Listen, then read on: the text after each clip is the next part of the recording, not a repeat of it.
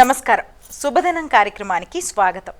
మేషరాశి నుంచి మీనరాశి వరకు ద్వాదశ రాశుల వారికి ఈ రోజు ఏ విధంగా ఉంది, నేడు ఈ ద్వాదశ రాశుల వారు ఎటువంటి పరిహారాలు పాటించాలి, నేటి పంచాంగం ఏంటి, నేటి వైశిష్ట్యం ఏంటి ఇత్యాది అంశాలు తెలియజేయడానికి మనతో పాటు స్టూడియోలో సిద్ధంగా ఉన్నారు విశ్వవిద్యాలయ అగ్రశ్రేణి తొలి మహిళా జ్యోతిష్య వాస్తు పట్టభద్ర, జ్యోతిష్య మహోపాధ్యాయ, పంచాంగకర్త, జ్యోతిష్య శాస్త్రంలో PhD గోల్డ్ మెడలిస్ట్ అయినటువంటి డాక్టర్ ఈడుపుగంటి పద్మజారాణి గారు.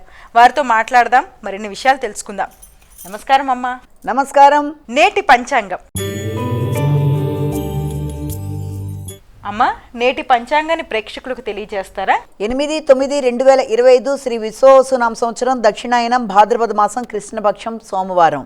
సూర్యోదయం ఉదయం 5:44, సూర్యాస్తమయం సాయంత్రం 6:05, తిథి పాడ్యమి రాత్రి 9:11 వరకు, నక్షత్రం పూర్వభద్ర రాత్రి 8:02 వరకు, యోగాలు ధృతి ఉదయం 6:30 వరకు, శూల రాత్రి తెల్లవారుజామున 3:20 వరకు, బాలవ కరణం ఉదయం 10:27 వరకు, కౌలవ రాత్రి 9:11 వరకు, రాహుకాలం ఉదయం 7:17 నుంచి 8:49 వరకు, గుళిక కాలం మధ్యాహ్నం 1:27 నుంచి 3 గంటల వరకు, యమగండం ఉదయం 10:22 నుంచి 11:55 వరకు, అభిజిత్ ముహూర్తం ఉదయం 11:30 నుంచి 12:19 వరకు, దుర్ముహూర్తం మధ్యాహ్నం 12:19 నుంచి 1:09 వరకు, మరల మధ్యాహ్నం 2:48 నుంచి 3:37 వరకు, అమృతకాలం మధ్యాహ్నం 12:35 నుంచి 2:04 వరకు, వర్జన్ రాత్రి తెల్లవారుజామున 4:52 నుంచి 6:20 వరకు. ఇది నేటి పంచాంగం.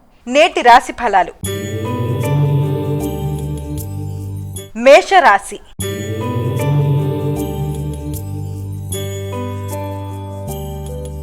అమ్మా, మేషరాశి వారికి ఈరోజు ఏ విధంగా ఉండబోతోంది? మేషరాశి వారికి ముఖ్యమైన కార్యక్రమాల్లో శ్రమతో కూడిన విజయాన్ని సాధించడానికి ముందుగా ఎక్కువ ప్రయత్నాలు చేస్తారు. అనుకున్న కార్యక్రమాలు అనుకున్నట్టుగా సాధించుకుంటారు. అయినప్పటికీ ప్రయాణాలు, మిత్రులతో కలయిక, అలాగే దూర ప్రాంతాల్లో ఉండే వ్యక్తులతో సంభాషించడం, నెట్వర్క్ని పెంచుకునే విధంగా ప్రయత్నాలు చేయడం అనేది, అంతేకాకుండా సంతాన వర్గం యొక్క అభివృద్ధి కొరకు కూడా విశేషంగా ఆలోచనలు చేస్తారు, కృషి చేస్తారు. ఆర్థిక సంబంధమైన విషయాల మీద మిత్రుల సహకారంతో ముందుకు వెళ్ళడానికి నూతన మార్గాలు అన్వేషిస్తారు. వృషభ రాశి.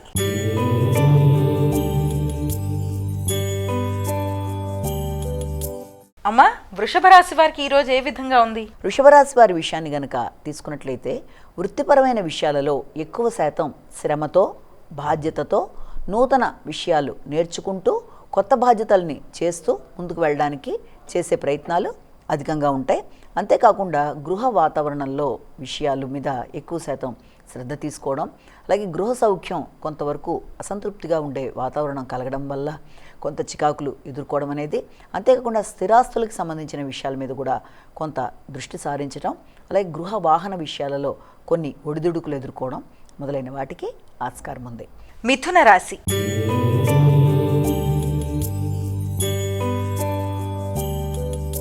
అమ్మా, మిథున రాశి వారికి ఎలా ఉంది? మిథున రాశి వాళ్ళ విషయాన్ని కనుక మనం తీసుకున్నట్లయితే మిథున రాశి వాళ్ళకి ఎక్కువ ఆధ్యాత్మిక ఆలోచనలు అధికంగా ఉంటాయి. తండ్రి పెద్దల్ని కలిసి వారి యొక్క సలహా సంప్రదింపులతో ముందుకు వెళ్ళడానికి, విద్యాపరమైన విషయాలలో నూతన విధానాలు అవలంబిస్తూ ఉన్నత విద్య కొరకు ప్రయత్నాలు చేయడం, విదేశాలలో ఉండే వ్యక్తులతో మీరు వృత్తిపరమైన విషయాల్లో, విద్యాపరమైన విషయాలలో మీరు ఎక్కువ శ్రద్ధ తీసుకుంటూ ఆలోచనలు అధికం చేయడం, వారి యొక్క సలహా సంప్రదింపులతో ఉన్నత విద్య కొరకు మీరు ఎక్కువ శాతం ప్రయత్నం చేయడం, అలాగే వృత్తిపరమైన విషయాల్లో కూడా ఎక్కువ శ్రమతో, అధిక ఆసక్తితో నూతన ప్రయత్నాలు చేయడం మొదలైన వాటికి అవకాశం ఉంది. కర్కాటక రాశి.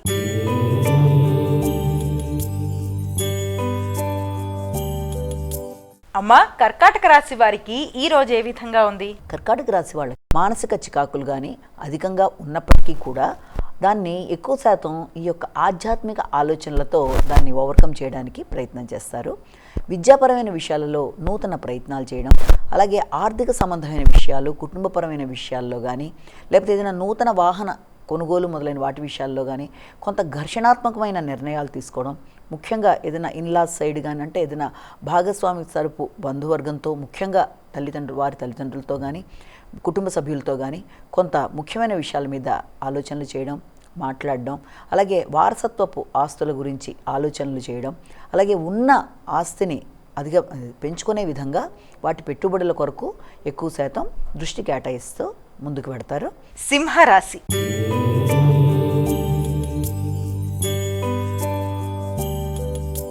అమ్మ సింహరాశి వారికి ఎలా ఉంది ఈరోజు? సింహరాశి వాళ్ళకి నెట్వర్క్ పెరుగుతుంది.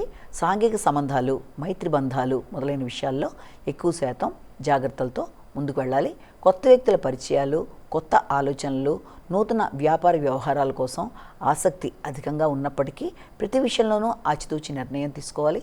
ముఖ్యంగా జీవిత భాగస్వామి యొక్క ఆరోగ్య విషయంలో కానీ, ఆలోచనల విషయంలో కానీ ఎక్కువ శాతం దృష్టి కేటాయిస్తూ ముందుకు పెడతారు. సాంఘిక సంబంధాల్లో పేరు ప్రఖ్యాతలు పెంచుకునే విధంగా నూతన ప్రయత్నాలు చేస్తారు. కన్యా రాశి.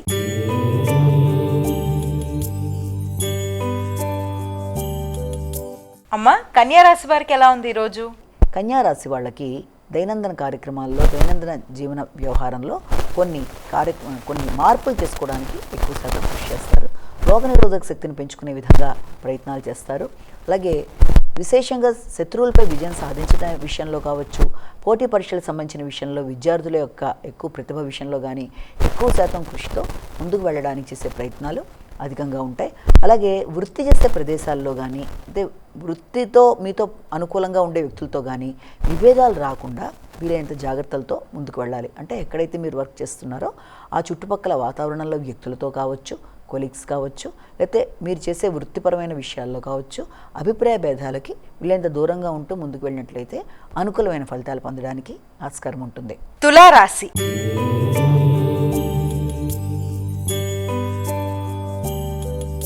అమ్మ తులారాశి వారికి ఎలా ఉంది ఈరోజు?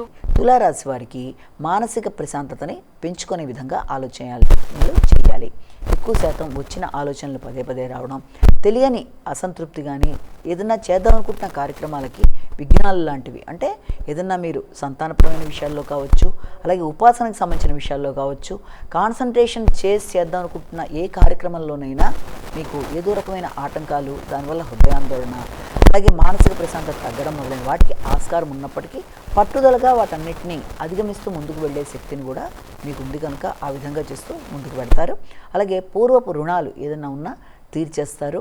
దాంతోపాటుగా నూతన ప్రయత్నాలు, అంటే కొత్త విషయాలలో ఏదైనా మీ యొక్క సంస్థ కానీ లేకపోతే మీ వృత్తికి సంబంధించిన విషయాల్లో కానీ మీకు పోటీదారులు అధికంగా ఉన్నప్పటికీ వారి మీద విజయం సాధించే విధంగా నూతన ఆలోచనలు చేయడానికి అవకాశం ఉన్నట్టుగా మనం భావించవచ్చు. వృశ్చిక రాశి.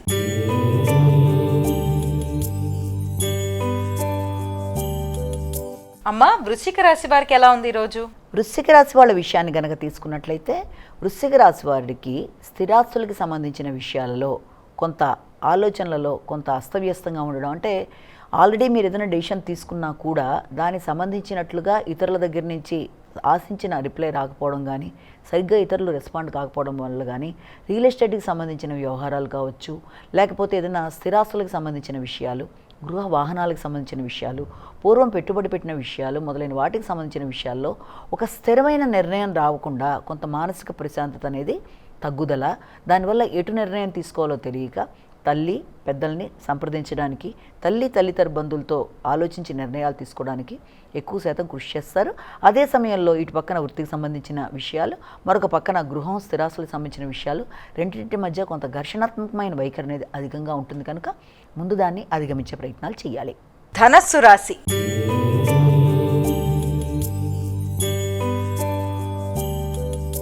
అమ్మ ధనస్సు రాశి వారికి ఎలా ఉంది ఈరోజు? ఈ యొక్క ధనస్సు రాశి వాళ్ళ విషయం తీసుకునేటప్పటికీ వ్యక్తుల సహకారం మీకు చాలా వరకు అనుకూలంగా ఉండే విధంగా మీరు ప్రయత్నాలు చేస్తారు. కమ్యూనికేషన్ని సరిచేసుకోవడానికి ప్రయత్నం చేస్తారు.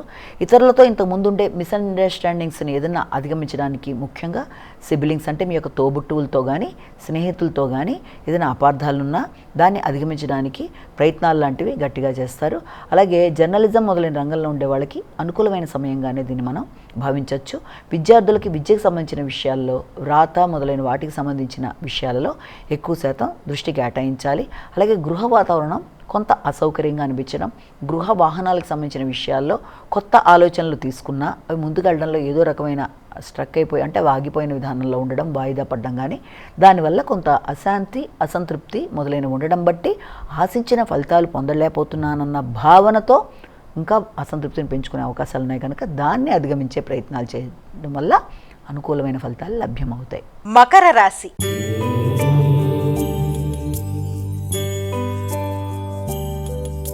అమ్మ, మకర రాశి వారికి ఎలా ఉంది ఈరోజు? మకర రాశి వాళ్ళకి ఆర్థిక సంబంధమైన విషయాలు, కుటుంబ వ్యవహారాల్లో ముఖ్యంగా మీ కుటుంబ సభ్యులతో మాట్లాడేటప్పుడు కానీ, నిర్ణయాలు తీసుకునేటప్పుడు కానీ, లేకపోతే వారి యొక్క ఆలోచన మీ ఆలోచనకి రెండింటికి సమన్వయపరచడంలో కొన్ని తేడాలు రావడం వల్ల కానీ కొంత ఘర్షణ ఉండే అవకాశం ఉంది. కనుక వీలైనంతవరకు తక్కువ మాట్లాడాలి, ఎక్కువ వినాలి, గౌరవాన్ని పెంపొందించుకోవాలి.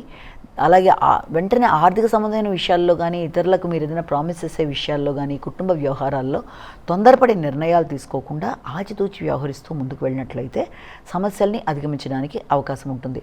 ముఖ్యంగా మీ యొక్క కుటుంబ సభ్యులతో లేదా మీరు వృత్తి చేస్తున్న ప్రదేశాల్లో ఉన్నత అధికారులతో కూడా ఏ రకంగానూ ఇబ్బందికరమైన వాతావరణం అనేది రాకుండా జాగ్రత్తలు తీసుకుంటూ ముందుకు వెళ్ళినట్లయితే మీ పై అధికారులతో కానీ, కుటుంబ సభ్యులతో కానీ ఇబ్బందులని అధిగమించడానికి అవకాశం ఉంటుంది. కుంభరాశి.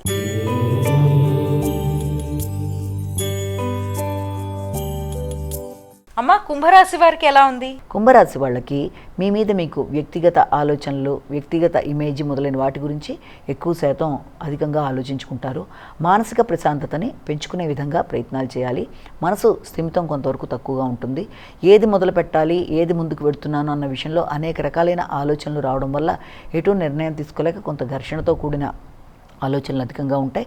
ముఖ్యంగా జీవిత భాగస్వామితో కొన్ని కీలక నిర్ణయాలు తీసుకోవడానికి, అది కూడా వారితో కలిపి మీరు ఏదైనా సంతానానికి సంబంధించిన విషయాల్లో కావచ్చు, స్థిరాస్తులకు సంబంధించిన విషయాల్లో కావచ్చు, కొన్ని కీలక నిర్ణయాలు, కొత్త ఏదైనా కొనడానికి మీరు ఏదైనా ఆలోచనలు చేస్తే దానికి సంబంధించిన విషయాల్లో మీ స్నేహ సంబంధం, మీ యొక్క మిత్రులతో కానీ, మీపై ఉన్నత స్థాయి వ్యక్తులతో కానీ, వృత్తికి సంబంధించిన విషయాల్లో చర్చలు కానీ, అన్నిటికీ సంబంధించిన విషయాల్లో ఎక్కువ శాతం ఈ రోజున దృష్టి కేటాయించి ఎటు నిర్ణయం తీసుకోవాలి అంటే వృత్తికి సంబంధించిన విషయాల్లో కొత్త ఆలోచనలు, కొత్త వృత్తులు మారాలా లేకపోతే ఉన్న దాంట్లో ఎలా ముందుకు వెళ్ళాలి అన్న విషయంలో ఏది చేసినా వీలైనంత వరకు వ్యక్తులతో, అది జీవిత భాగస్వామి కావచ్చు, మిత్రులు కావచ్చు, అలాగే మీపై అధికారులు ఎవరితోనైనా సరే ఘర్షణాత్మకమైన వాతావరణాన్ని అధిగమించే ప్రయత్నాలు అనేవి మాత్రం ఖచ్చితంగా చేయాలి.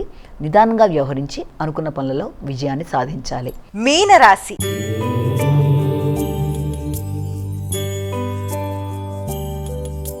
అమ్మ, మీనరాశి వారికి ఎలా ఉంది? మీనరాశి వాళ్ళకి ఆకస్మికమైన ఖర్చులు అనేవి, అనుకోని ప్రయాణాలు అనేవి, నిద్రలేమి, సమయానికి ఆశించిన విషయాలలో ఆశించిన ఫలితాలు అందడంలో కొంత జాప్యం ఉండడం వల్ల ఘర్షణతో కూడిన అసంతృప్తి అనేది అధికంగా ఉంటుంది.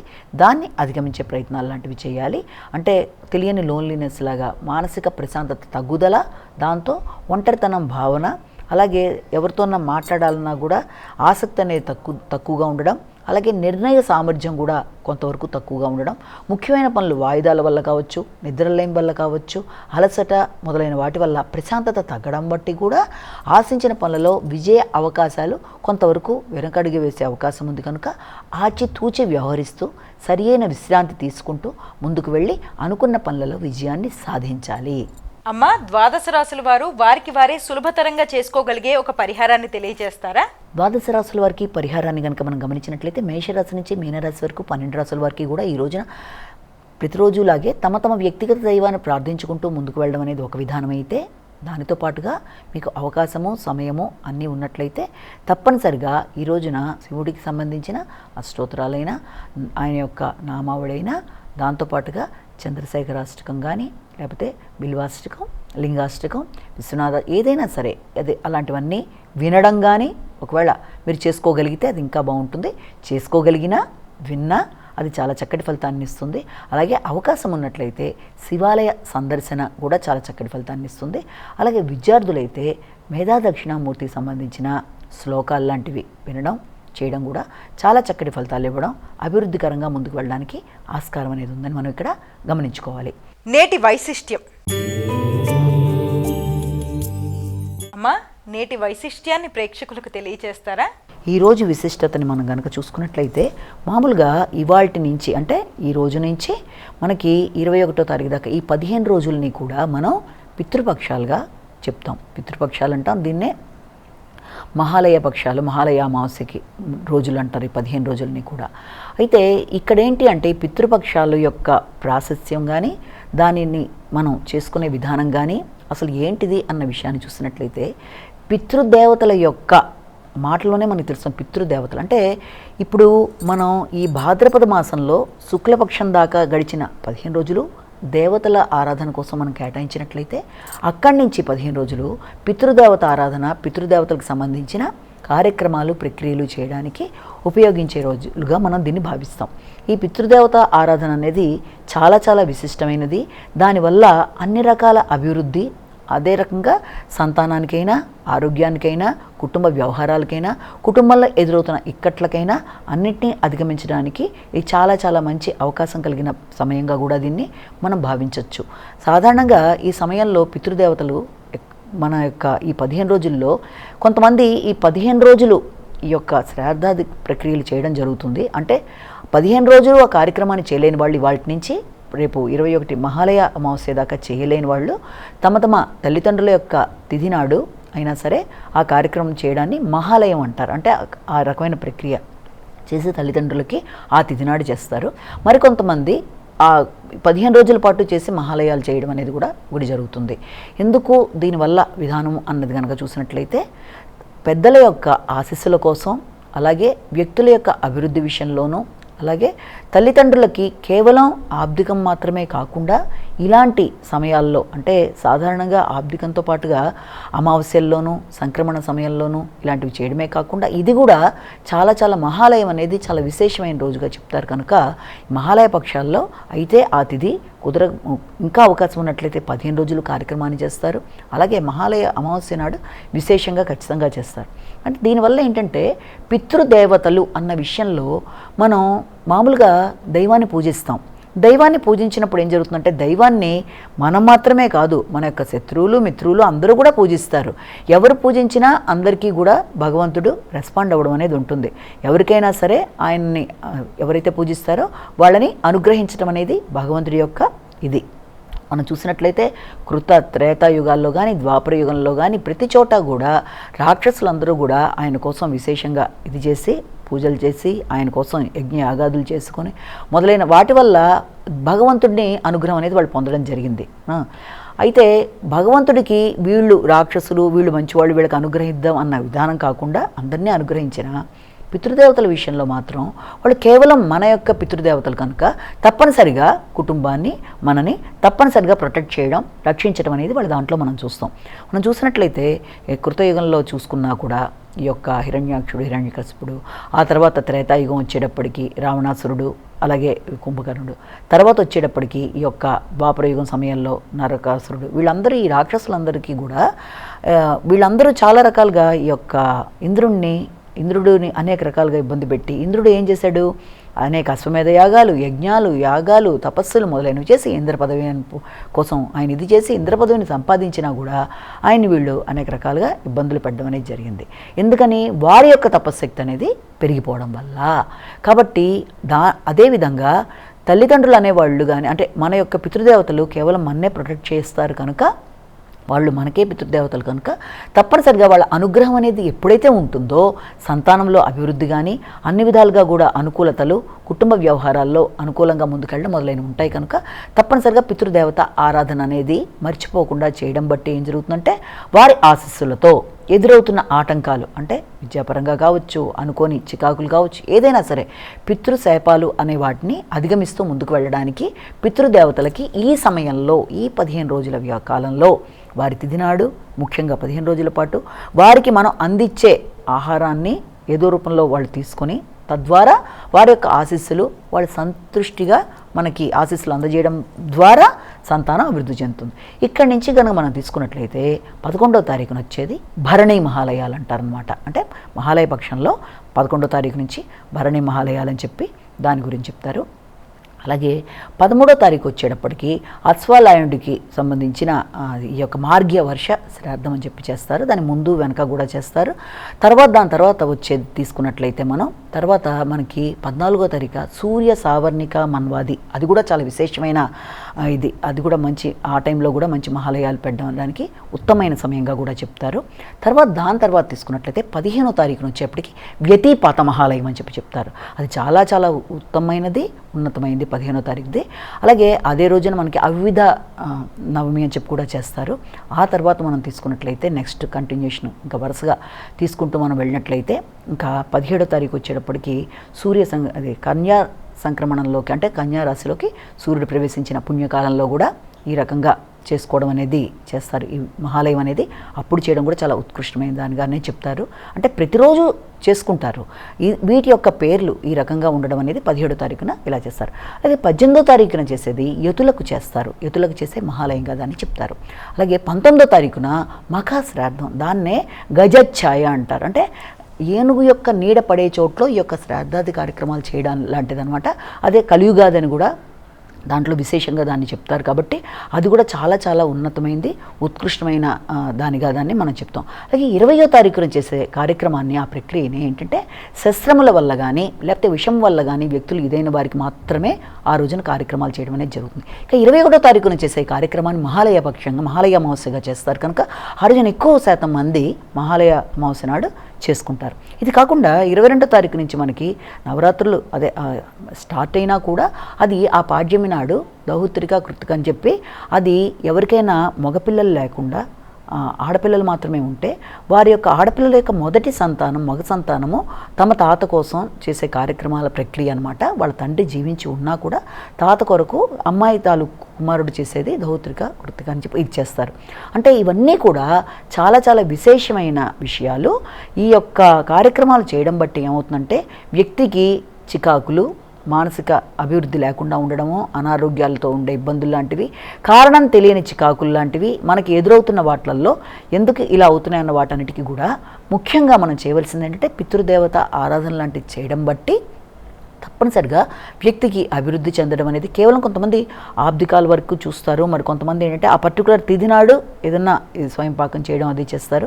అలాగే కాకుండా ఈ మహాలయ పక్షంలో చేసేదానికి కూడా విశేషమైన అవకాశాలు, అలాగే వ్యక్తి యొక్క అభివృద్ధి కొరకు అన్ని విధాలా అనుకూలంగా ఉంటుంది. కనుక తప్పనిసరిగా పెద్దవాళ్ళని తలుచుకొని, ఎందుకంటే పెద్దవాళ్ళ రుణం తీర్చుకోవడం అనేది దానికి ఒక అంతం లేదు. ఎందుకంటే పితృ రుణం అన్నమాట కానీ ఇవన్నీ కూడా చాలా చాలా ముఖ్యమైన విషయాలు.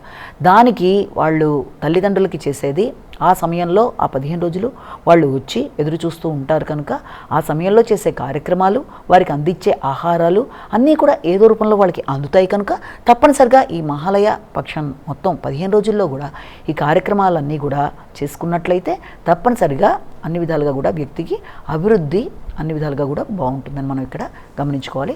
తప్పనిసరిగా చేసుకోవాల్సిన విషయంగా దీన్ని మనం భావిస్తాం. నమస్కారం. వీక్షించారు కదండి, ఇది ఈనాటి మన శుభదినం కార్యక్రమం.